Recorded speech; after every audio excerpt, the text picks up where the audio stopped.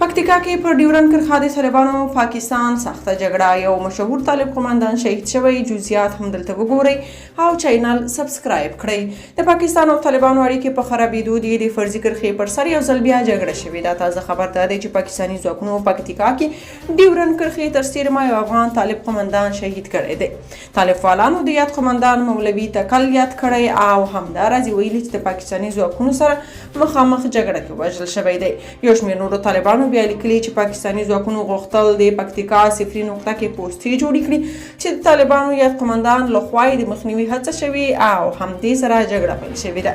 سرچینې وایي دا چې یاده جګړه کې د دواړو لورو ترمنځ سپکې او درنې وسلې کارول شوي، نو ښایي پاکستاني لوري ته هم درانه تلفات اوښتي وو، خو هغې له رسنیز کولو څخه ډډه کوي. سرچینې زیاتوي چې یاد طالب قومندان د اسلامي امارت د یو زړورو کسانو څخه و چې جګړه کې یې خاص نوم درلود. یو شمېر طالب فعالانو بیا د پاکستان یا د کړنې په غبرګون کې ویلي چې پاکستان له افغانانو سره ښکاره دښمني پیل کړې او مشران یې باید دوی ته اجازه ورکړي تر څو پاکستاني پوځ سره یې مخامخ معلومه کړي.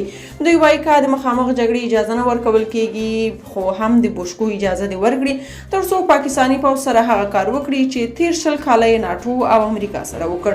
عام افغانان بیا وایي د طالبانو لیکو کې هم د جمهوریت سرتیرو په څیر ډیر شمیر وطنپاله ځوانان او قومندانان شتون لري او پوهیږي چې پاکستان افغانستان ته ښه نیت نه لري، نو د همدې لپاره د پاکستان په ضد غوڅ دریځ نیسي. نو پاکستاني پوځ د دوی د له منځه وړلو لپاره له هرې لارې ګټه اخلي. که تاسو په دې اړه څه نظر لرئ په کومنټ کې شریک او چینل سبسکرایب کړئ.